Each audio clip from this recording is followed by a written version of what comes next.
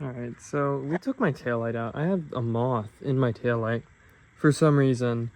It's been there for like maybe 2 months that I know of. And it's really annoying because there's not really like a way to take the taillight apart at all. Like, it's all just plastic. I thought there was going to be screws holding it together, but I guess not at all. So we're trying to see, I mean, what the options are here, because it just sucks, and I don't want to have to get new taillights. So, did it just move? Like, yeah, no. I wish we could get them like through that black piece there. It looks like there's an opening. I can't tell, but I think so. There is. If he was alive, he could do it himself. Do you think if we shoot him with enough air, it'll get him through there? I don't think so. It's hard to get the air. I think the air is kind of going through there to get there. Oh. Like, we can't really... If we could hit him through the top, then yeah. But the real reason I'm here is my car smells like gas every day. Like unburnt fuel. Like my gas tank is leaking or something. And it didn't happen like immediately after we messed with the fuel pump last time. It kind of took like a couple weeks, and then it started smelling really bad. So we're thinking the O-ring is bad or something. I'm not really sure. I mean, there's no leaks anywhere. Like, you didn't see any fuel at all. No, it's nice and dry. But you could smell it. My nose is a little stuffed, but yeah. I mean, you shouldn't be able to smell it. Like, no. What are you gonna do? Try and tighten it? No, it's tight. And I have like half a tank of fuel. So it's gonna be a fucking headache if you do open it.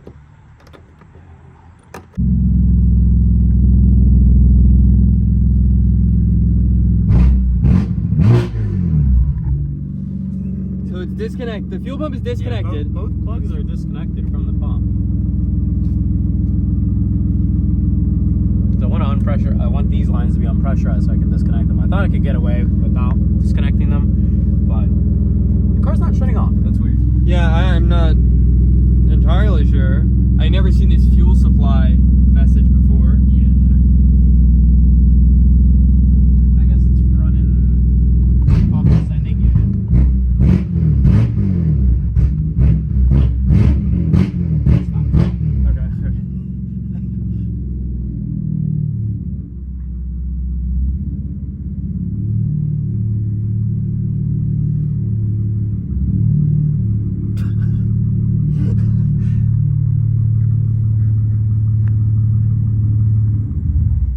There we go. Yeah.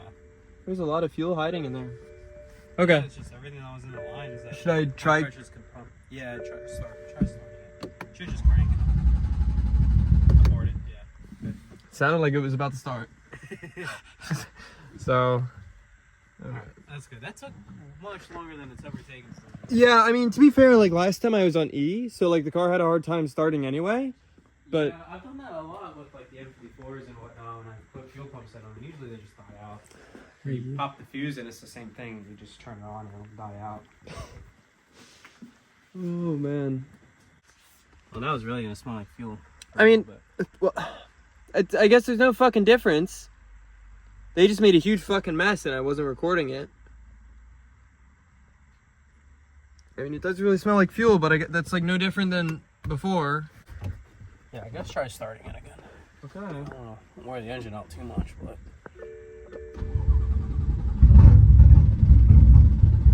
That's good. That's like the E starts that I was doing. Yeah. Which is a hard time starting. I told you it sounded like it was about to start. Try it again. Why does it want to start, bro, without fuel? How is it still getting pressure in these lines? I have no idea.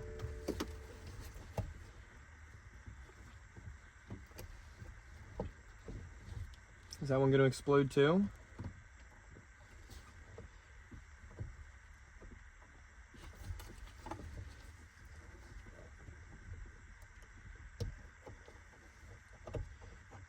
So what's the number? This is the feed though, that's the return.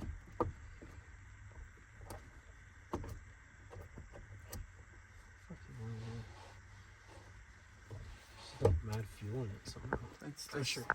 I hear it.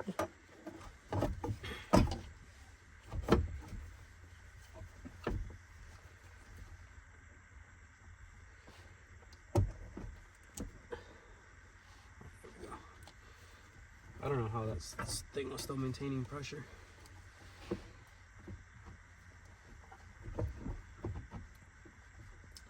I don't know. Pulling your fuel. Hope you don't mind. No, I don't care. Alright, so we're just cleaning the area of the fuel tank where this blue seal sits. We should be replacing it, but we don't really have one right now. We can't really get one right now either, so for what it is, we'll try this. If not, we'll replace it. But it looks like some fuel vapors are just getting in between it. So we're just going to clean the mating surfaces and then lubricate the O-ring as well. So I just use some rubbing alcohol and microfiber and a screwdriver to just kind of clean up against that area where the gasket sits.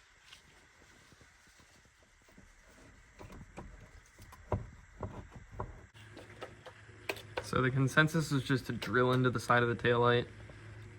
And where the fuck did it go? It's right there. Let's see if we can... I don't think that's a big enough hole. Yeah, no, we just have to start small. I'll go slightly bigger.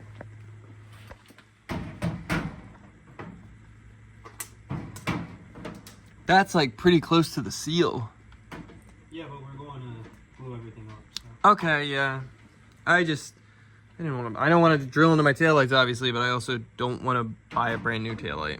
So it'd be one thing if these were just like regular taillights and I could just find them on a port out car, but if you don't know about these are the Euro Blackline taillights, which were not an option in the US.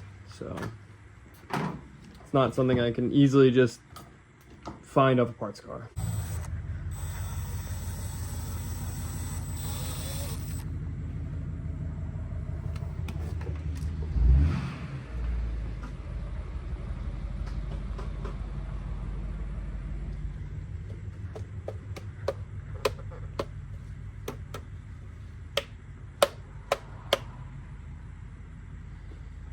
Try and get a pair of tweezers. Yeah. You don't have some in your house? Like the needle nose ones. If not, we could go grab them from CVS or somewhere. It's falling apart. There he is. Let's go, dude. That's fire. I hope the taillight doesn't look fucked up. Like from the outside, because you see how it's like clear there? Yeah, we're going to try to make it not look like that. Okay. Alright, so we got some black epoxy and we're just going to fill that little hole that we drilled. We make it look unnoticeable. It's better than having the moth in there though. I hope so. I mean, I guess I could maybe just buy like a fake set of these if it still looks fucked up. Because the inners don't work anyway. I mean, the taillights don't work on the inners, so... It's just a coating issue.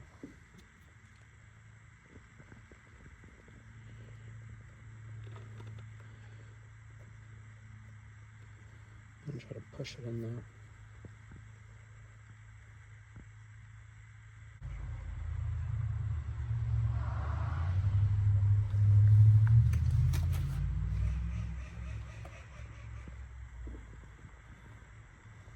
Just trying to hide that little light gap that was there.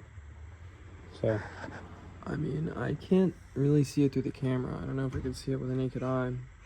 But that stuff should dry pretty fast. yeah. Trying to let this one dry up a little bit, so then we can just add a little bit more on top. Yeah. That way we know it's not gonna get too much moisture in through there. It's gonna get more. It gets moisture in through the back. Yeah, no, I have condensation issues sometimes. I honestly think it's worse on the other side of the car. Yeah, I think I saw that. Is it condensating now? Or like today when I've been here? It doesn't look bad so far. Oh, I don't want to crunch that stuff. Just like that. Alright, yeah, no, that's not bad. I mean, let me see. Yeah, that's not really that noticeable. I mean, it's less noticeable than the fucking moth. I mean, I can't notice it at all, dude. Alright, well then, yeah. So, Fire. we just gotta let it dry. Cool. Are we messing with the fuel shit at all? Yeah, that's next now. We're gonna... Did you clean the gasket or no? Yeah, so that's all put back together. Guessing game for now to see if it is good. Also, I've never heard of Form Energy. This shit was in the garage. Someone left it here, and fuck it. He asked me, and I'm like, dude, I'm not drinking 0-calorie energy drinks. It's not good though. I bet it's not good. Do not go out and buy Form. Like, that's the type of thing you find at like Dollar Tree, dude. Probably is from there. Fuck. See what I got going on. Orange creamsicle monster. With sugar in it. I don't know where it says it, but it definitely, yeah, made with real sugars. Yeah, so next we're going to look into the wiring for the low pressure fuel pump. For the secondary pump on there.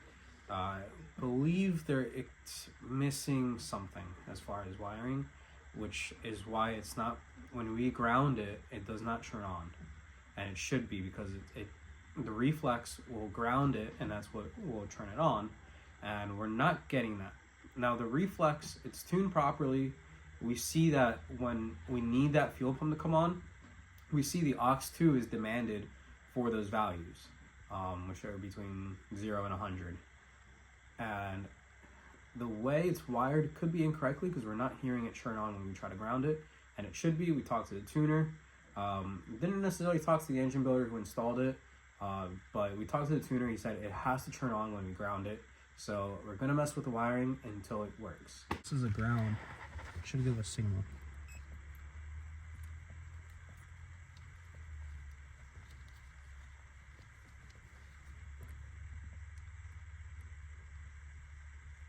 Why did it beep at first? You heard that? Yeah. I'm still on this fucking bolt.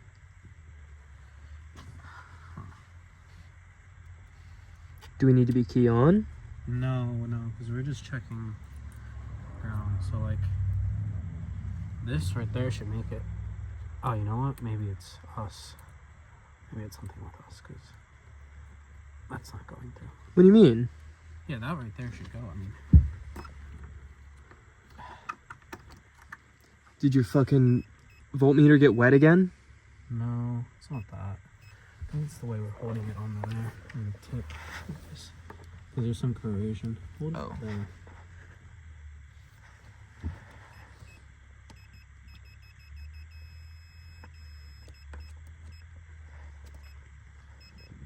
Alright, well, if we hear any intermittent beeping, then we know it is grounding. Weren't we trying to ground the thing from the engine bay? Okay, so that grounds. Okay. That's my answer. That's good. So that means the brown wire is the ground? Yes. Okay. And that ground should not connect to anything. Well, is it looped with the green right now? Yeah, so that's looping. That is looping our green cable. So that means that this over here, this cable right here, green, is 86. Okay, so per Motiv, and excuse my cracked screen protector, according to Motiv, this is the way it has to be wired for the Reflex. So 85 is our output to pin 32, the gray aux2, which is how the Reflex is tuned for our auxiliary fuel pump, and 86 has to be a 12-volt switch source. Right now, that is being grounded by the way that this wiring was installed. So we need to make sure it's not grounding, it's not being looped over into and shorted to ground. Instead, we need to get it to a 12-volt switch position.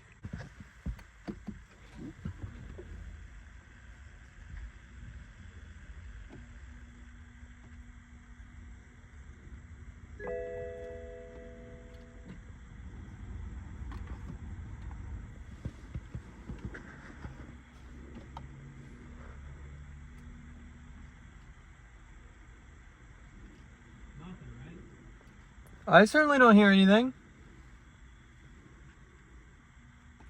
That's what I expect. Okay, so we just found out that over here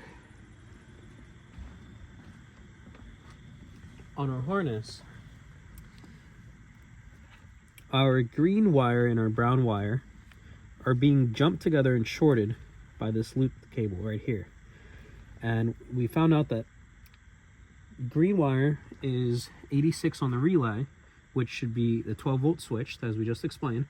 But this brown is a ground, so we're just shorting it to ground, which is wrong. We just checked up at the Reflex at pin 32. The wire that comes up through here from this connector right here, and it runs up there, which when you ground that, it should give you power to the pump. So we checked, we do not have power at the pump right now. So we're going to now make sure that the 86 connection on the relay is at a 12-volt switch position. So that's the next thing. Okay, so for connections from our green cable that go to the relay contact point number 86, we're going to add one of these little fuse tops. So they come with a butt connector. I will not use butt connectors. I don't like that shit. I like to just solder it and heat shrink. So strip them, tie them together, and then grab yourself some Flex paste.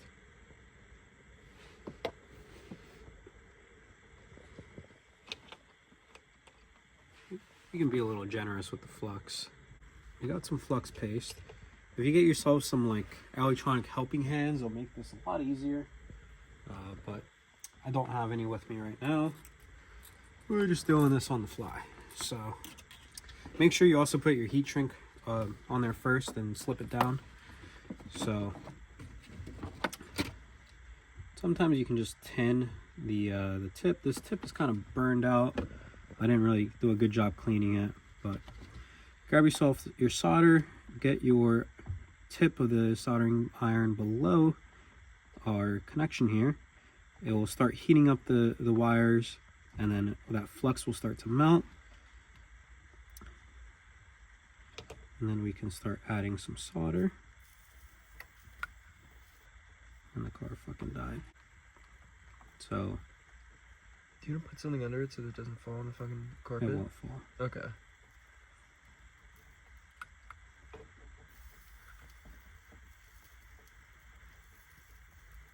So once you get it hot for the solder to melt, then you can start applying some of the solder over top.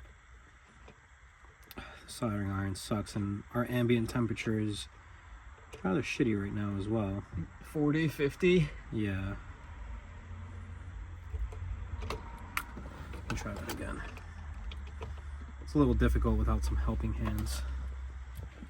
What do you mean by helping hands?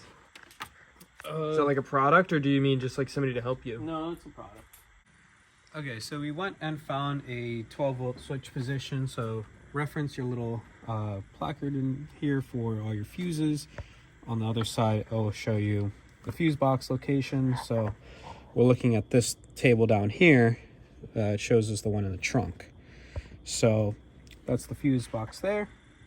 You want to just probe around with the multimeter, take one out. We decided to go with the 20 amp one. 10 amp is probably better. It's all right though. So found a 20 amp fuse location that is switched. In accessory mode, it has 12 volts, and when the car's off, it's not there anymore. We have 0 volts. So what you want to do is just grab your multimeter and pull a fuse and probe in there. You can just use any stud, like I use this stud over here as my ground. Probed in there, saw that in accessory mode it was hot, and after that we turned the car off, let it die out for a minute, and then we double checked that there was no power there at that source. So what we did is on the green cable here, which is our 86 contact point, which we want the 12 volt switch, that is going in right here, soldered and heat shrunk it, and then that is our red cable going to our fuse tap. So what I'm going to do is just put two 20 amp fuses there. I could put a 10 amp in the top if I wanted to, and just have that be 10 amp, but we'll leave it at 20. It should be okay. Now we're going to do that, and then we're going to test up front at the Motiv on the connection for that pin 32, the aux 2 output. We're going to ground that and then make sure the low pressure fuel pump turns on. All right, go ahead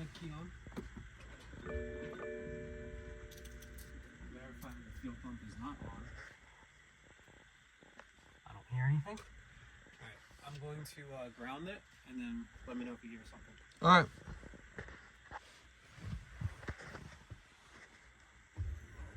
Oh, I definitely heard something. There's a fuel pump, you hear it? Yeah, I never heard that before. That's the brushless motor in the fuel pump. Wow. Brushless auxiliary pump. Yeah, that's pretty fucking loud. I definitely never heard that. So, I guess so that's a confirmation that the low pressure fuel pump just wasn't wired in right. it was never working. Okay. The auxiliary pump. So again, the Precision Raceworks fuel pump kit that we're using has the factory bucket, but on the side of it has a brushless fuel pump, which is only turned on demand. In this case, it's controlled by a Reflex. It could also just be controlled with a Hob switch, but you don't want to do that. Use either the boot mod controller for PI or the Reflex. If you are using PI, you probably need this fuel pump. So now we know it works, and we're gonna see how the car drives now.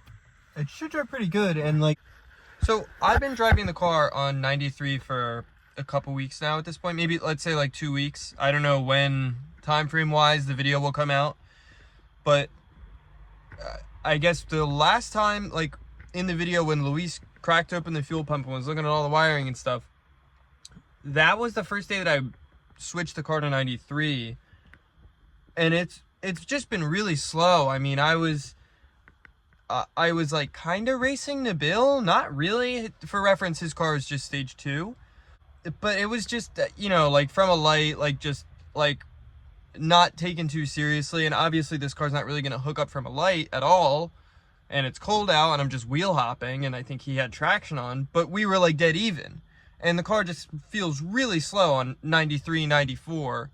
I fill up with 94. I don't think I've actually filled up with 93. I think it's just been 94. But the car feels really, really slow. Maybe it's just a conservative tune on the 93. Like, maybe it's not. Maybe it's only faster than it's on E. And obviously, like, my sense of speed and I guess, what's the word? My tolerance for speed, if you will, is very skewed. Just driving around a 700 horsepower car. Obviously, when it feels slower, it's going to feel really slow. But I don't know. Hopefully this makes the car drive a lot better and feel better, at least full throttle pulls. I'm really curious to see, because I don't think that was ever working while I've had the car back.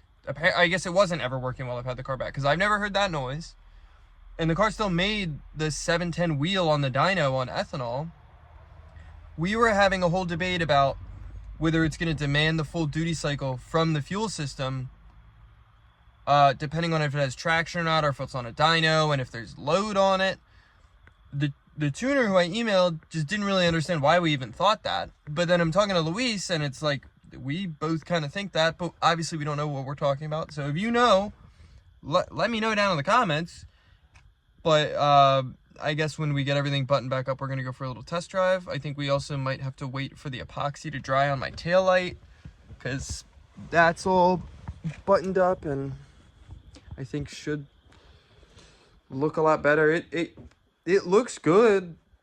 Like, I can kind of show you. The taillight looks fine. Like, it looks normal. You can't really tell. Obviously, you could tell if you look at it from there, but you're not really going to be able to tell on the car unless you're looking at it from a weird angle. But it sure beats having a moth in the taillight. So I don't know if this is fully dry yet. I'm just gonna leave it to fully cure before we go putting everything back together. But I think that we made solid progress. The fact that the fuel pump is now able to work. I mean, it was a kind of a hassle figuring everything out. Yeah, but if we would have just been installing this kit out of the box, we wouldn't have ran into any problems. We would have known what to do. In this case, it was someone else that already installed it, and then we got to backtrace why it doesn't work, what isn't hooked up properly. In this case, our 12-volt switched on source was shorted to ground instead of being hooked up to a 12-volt switch source. So it works now, and that's good. Now we know that that auxiliary pump is kicking on when Reflex grounds the circuit. That's the way it works. Basically, I was shorting to ground at the front, at the reflex for that connection, for that trigger cable that comes from the from this harness, and that kicked it on. So the reflex will bake that final ground connection and close the circuit, so then that fuel pump kicks on demand when the reflex commands it to. So the reason we were seeing that 100% from the auxiliary 2 output on a data log is just because that's what the reflex is doing. That's what it's demanding. It's grounding the circuit, but on the other side of that circuit for the fuel pump, it's not doing anything because it's not hooked up properly. So, but now that's rectified, so it should all work. I mean, we're gonna go for a test drive, obviously, but theoretically, it can't be any worse than it was before. Now that the fuel pump's on, that fuel pump works now. Now we need to drop the dual clutch, pull the basket, ship the basket out to SSP. I believe they're in Minnesota, and then I didn't tell them that we're doing that yet. All right, I told it, yeah, but so we're gonna but we're making good progress again, and I kind of did something silly, and now I have enough money to complete the build and to start a new build. So hopefully you guys are ready and excited for that. The new build should be interesting, and it should also be problematic, which, I mean, I hope it's not, but I would assume it's going to be problematic in some way, which hopefully will just be entertainment for you guys. So definitely stay tuned for my car to, like, hopefully work. You know, next summer or in 2 summers or whenever Luis's car finally gets on the track, my car should be working by then. And in the meantime, we're going to start a new build, because why finish what you started when you can start something else? Okay, so we were reading more into the installation manual for auxiliary things such as fuel pumps from Motiv and how you wire that to the reflex. So one of the things here that it mentions is especially if something's high amperage, has the ability to cycle on and off very quickly for PWM control, it wants you to use a solid state relay. So it looks like the connections are just switched. If we use this one, 86 and 85, those wires just have to be switched around. So we'll have to do that. But the reason is it wants a solid state relay when you're using PWM control. When we're using the relays like we have here, which is what's installed, this is for any part that needs a simple on and off supply. Up to 25 amps, you use this, which is how it's wired. It's kind of how you want to wire it. But the difference is that it's not just an on and off switch. The way the reflex is, and at least how it's tuned on the reflex for us, is that you have values. I think the tuner said he had it set for like value like 1 through like 50, and then like 51 to 100, because it can kind of be kicked on demand but not utilized at its full capacity unless it's at 100. So when you're using that PWM control, you want to be using a solid state relay. Otherwise, the mechanical relay, these cheaper ones, they will fail, and these should only be used in an instance where reflex is either 0 or 100, either fully off or fully on. And that way this relay cannot fail and you won't have an issue. But for PWM control, which is how this one's set up, we want a solid state relay. So that's the next thing to buy. What do you got? Yeah, come on. All right, so trunk's all back together. Taillight is back in. No more moths or insects or anything. The epoxy is not noticeable. I mean, like, it is if you like highlight it, but I don't think anybody's gonna directly notice it unless they watch the video and are looking for it. Yeah, and then we got ourselves an extra relay as well. Hey, what happened to my perfume? It's right here. Oh, okay. So we have an extra relay. As we explained, we do need to do the solid state relay. So in case the mechanical one fails, we do have a backup plan. And we tested that one, and we tested the other one. Like, yeah, that wasn't they were fine. Any of that, none of that was on video, but we did test those, like, and Yeah, we're... the only reason we have an extra one is we bought it thinking that, you know, let's start with that, the relay. You know, big fail item. It tested fine with the multimeter, but we don't know, since I didn't have, like, a tester to energize it. So, that obviously didn't fix it, because it wasn't wired properly. Yeah. So, but it's good that we have a spare relay in case it does fail, since we do have to switch it over to a solid-state relay. So we're going to go test drive now? Yeah. And then as we can see, our little moth friend is not there anymore. And Turn off your if flashlight. you look, maybe from this angle, I don't even, I mean, maybe with your flashlight you'll be able to see.